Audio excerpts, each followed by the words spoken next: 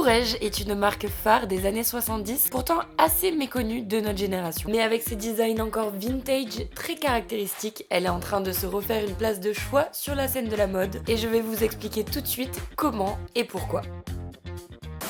Hello tout le monde et welcome back sur ma chaîne. Bon les amis, je suis de retour avec mes vidéos mode. Ça y est, j'ai profité de mon été, donc là on va se remettre un petit peu dans le bain. Et on reprend avec l'histoire d'une maison qui a marqué les années 70, à tel point qu'elle était en concurrence directe avec des maisons comme Chanel ou Dior, donc c'est pour dire. Et je pense que si vous demandez à vos grands-mères si elles connaissent cette marque, elles vous répondront oui, c'est sûr, parce que ça a vraiment marqué leur époque. Donc aujourd'hui on va parler de Courrèges. 76, 77, 77, c'est comme un fâche 77.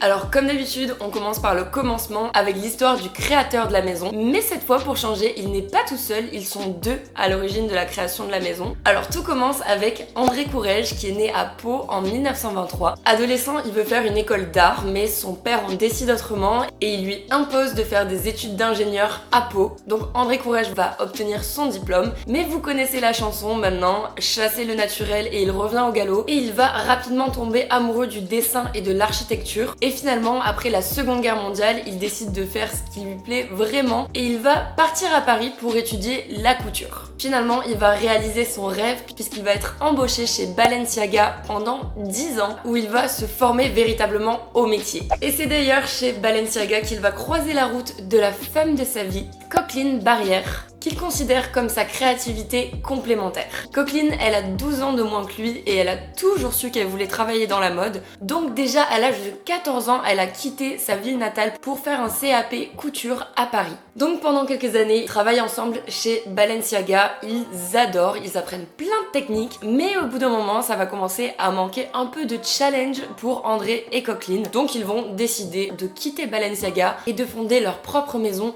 une maison qui va vraiment parler aux jeunes de leur temps parce que c'est ce qui manque énormément sur la scène de la mode à cette époque. On a plein de grands noms comme Chanel, Dior, Yves Saint Laurent, mais très peu qui s'adressent vraiment à la jeunesse de l'époque. C'est une démarche assez réactionnaire contre une couture ou une façon de s'habiller assez bourgeoise et aussi une aide à une évolution morphologique, une évolution aussi sociale. Alors parlons maintenant des débuts de la maison. Pour contextualiser un petit peu, on est au début des années 60. Les années 60, c'est vraiment une ère de renouveau. Il va y avoir plein de changements dans la société. Vous avez dû entendre parler certainement de la révolution sexuelle où les jeunes vont manifester pour changer un petit peu les mentalités. On a également le développement de la culture pop, principalement de la musique et de la mode. Et tout ça, ça peut se voir à travers le développement d'un vêtement, celui de la mini-jupe, qui apparaît pour la première fois en Angleterre avec la styliste Mary Kant.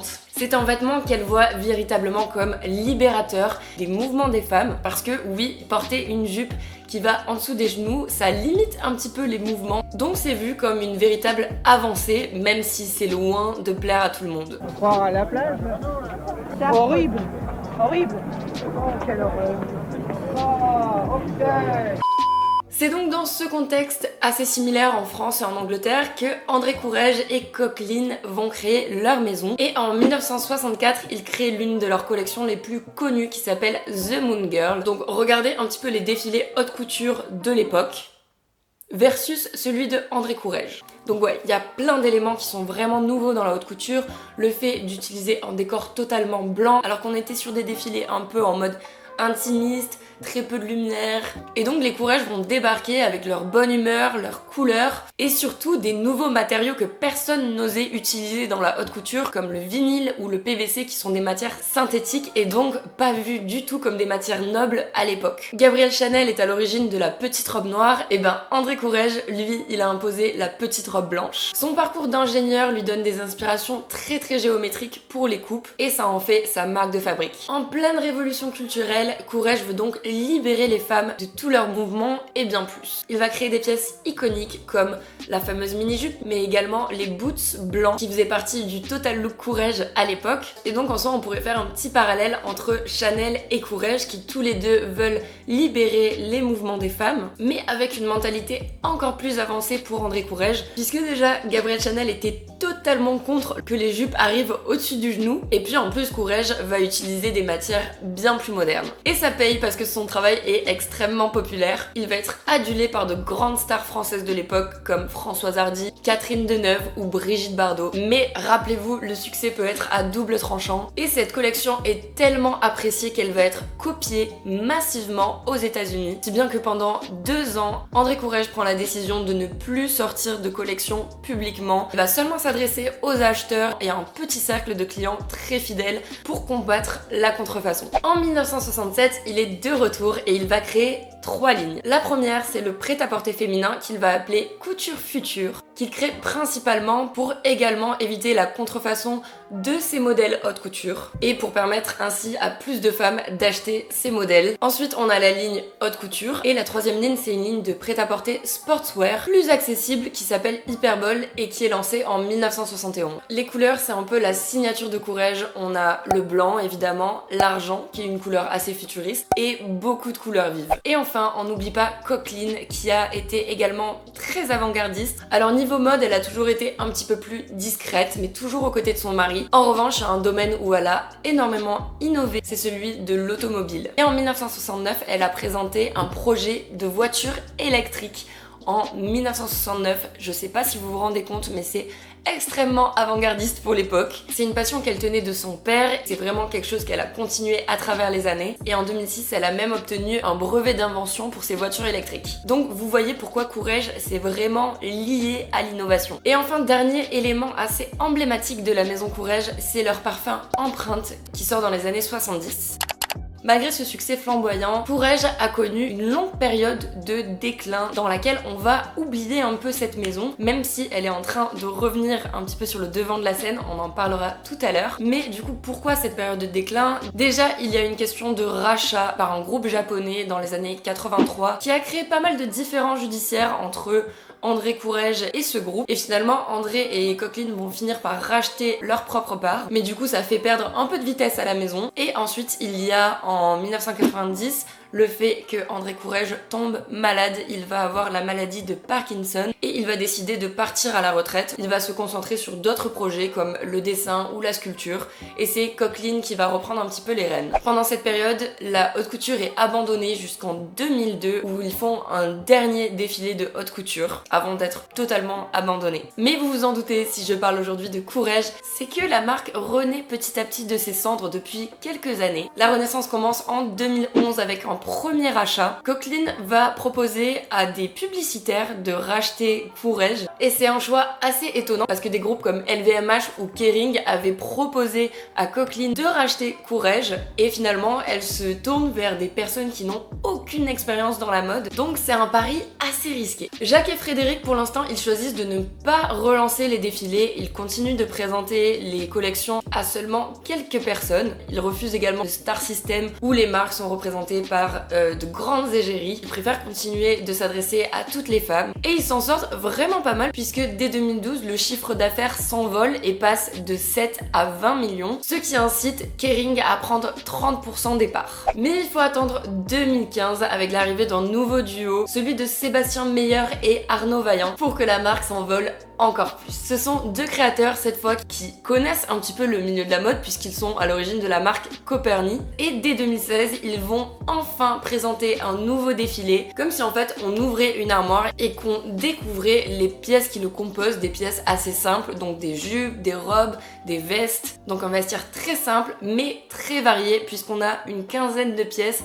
qui vont être déclinées en plein de matières et de couleurs différentes. Donc au final on se retrouve avec un dressing de 225 possibilités et l'idée c'est vraiment de pouvoir répondre à toutes les attentes et toutes les envies des clientes. Votre petite veste en vinyle que vous allez porter le soir, vous l'avez également en modèle jean si vous voulez être un petit peu plus décontracté et c'est un énorme succès. Et enfin il y a un dernier gros tournant pour la reprise de Courrèges qui est en 2020 avec l'arrivée d'un nouveau CEO, Adrien Damaya. Donc il arrive dans une période assez compliquée, je vous remets dans le contexte. Covid, tout simplement. Et sa première grosse décision, ça va être de nommer un nouveau directeur artistique qui est Nicolas Di Felici, un designer belge qui a un véritable background dans la mode puisqu'il a travaillé notamment chez Louis Vuitton et Balenciaga aux côtés de Nicolas Ghesquière. Courrèges veut cibler une nouvelle clientèle, donc ils vont faire tout un tas de changements, notamment baisser les prix pour être plus accessible, des actions un peu marketing pendant le Covid, comme taguer les murs de Paris avec le mot courage, avec la même police que le logo Courrèges, et le développement de nouvelles catégories produits, comme par exemple les vêtements pour hommes. Alors quelles sont les inspirations de Di Felice pour ces défilés? Di Felice pense que notre époque, comme celle de André Courrèges, est une période de changement. Dans les années 60, on a le développement de la culture et la révolution sexuelle, et aujourd'hui on a le post-Covid. Du coup son travail c'est le mélange parfait entre les inspirations d'archives et le futurisme qui était cher à André Courrèges. Di Felice veut faire des pièces véritablement durables, et l'une des meilleures façons de faire ça c'est de brouiller justement la barrière entre les pièces neuves et le vintage, et c'est quelque chose qu'on peut voir notamment avec l'utilisation du même logo vintage depuis André Courrèges. D'ailleurs logo qui représente un A et un C pour André Courrèges ou André et Coqueline. Et donc il y a un véritable essor de la vente de Courrèges dans le seconde main, puisque c'est une marque vintage qui revient à la mode. Mais Courrèges ne se bat absolument pas contre ça, contrairement à d'autres marques qui détestent ça, par exemple Hermès. Au contraire, limite, il l'encourage en créant des designs très similaires à ceux de l'époque de André Courrèges. Donc c'est vraiment quelqu'un de tourné vers le passé et également vers le futur, et c'est quelque chose qu'on peut voir à travers ses tatouages, puisque sur une cuisse, il a écrit passéisme et sur l'autre, futurisme. Donc le travail de Di Felice reprend des archives de Courrèges, vous l'avez compris, donc des coupes vraiment très similaires à celles de l'époque, mais avec des matières de nos jours, des matières plus souples, plus légères, plus faciles à porter. C'est un peu un travail de modernisation des archives. Voilà les gars, j'espère que vous avez aimé l'histoire de Courrèges. C'est vraiment une marque qui revient en force depuis justement 2020. On a beaucoup de stars qui portent du Courrèges, notamment Angèle, Dua Lipa. On voit également des pièces dans de nombreux films ou séries. Donc je pense que c'est une marque qui a beaucoup d'avenir pour les prochaines années. Et n'hésitez pas à interroger vos grands-mères. Je suis sûre qu'elles connaissent cette marque star des années 70. Et peut-être, qui sait, qu'elles auront des pièces vintage à vous donner. Donc si on doit résumer la mode Courrèges, c'est une mode joyeuse, colorée, géométrique et futuriste. Donc voilà les gars, j'espère que la vidéo vous a plu. Si c'est le cas, n'hésitez pas à laisser un petit pouce bleu et à vous abonner à la chaîne. Et en attendant, je vous dis à très bientôt. Bisous!